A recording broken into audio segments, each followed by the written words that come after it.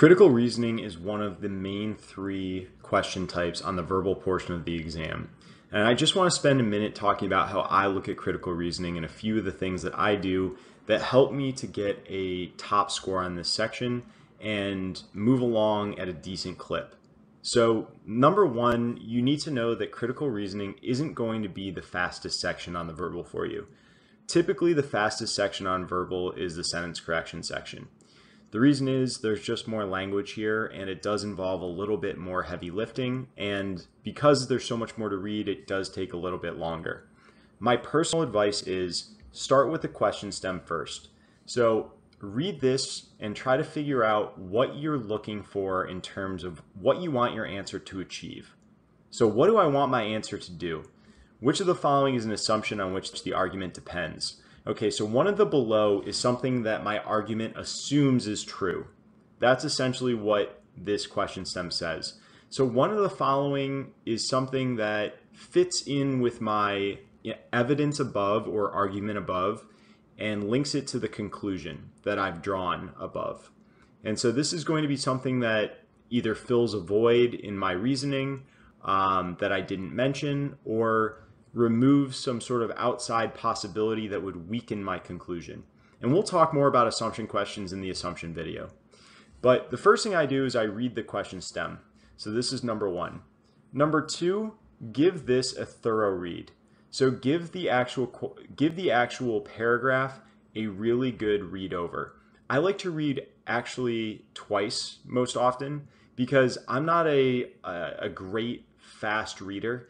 A lot of people tend to rip through questions and try to analyze things very quickly. I would rather be a little bit slow up front so that I can knock out my answer choices really quickly once I look at them.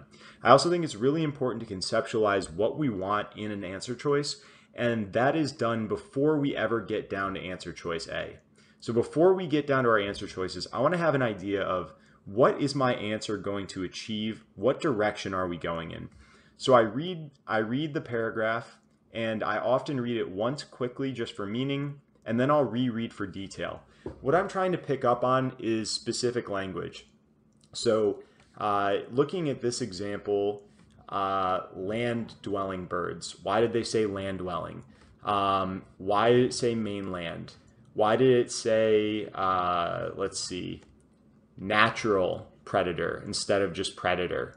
These are all words that could have a significant impact on the argument.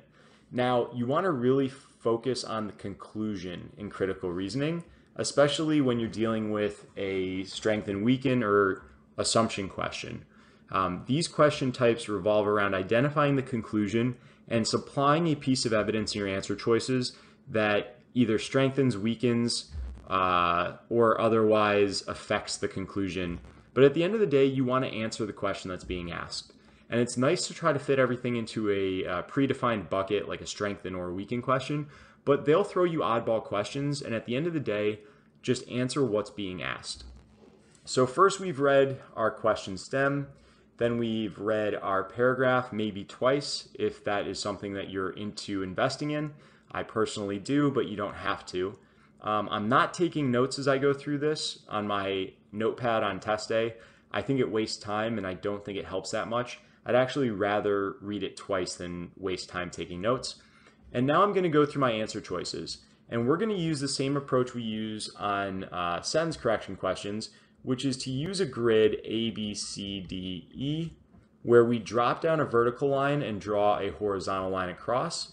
And we fill in this grid with either holds or crossouts, depending on if we think answer choice A maybe is a good answer, B is out, C is possibly a good answer, D's out, E's out. And then what I want to do is make a decision between A versus C.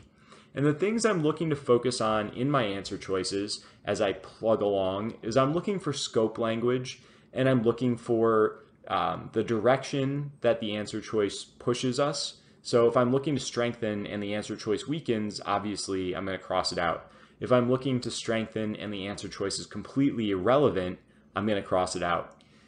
Sometimes I'll see an answer choice that I don't fully understand, and those are the dangerous situations where you just want to make sure you don't cross it out until you've evaluated everything else that's left. If you don't understand an answer choice, treat it as a wild card. It might end up being your answer if you don't find anything else that stays in play.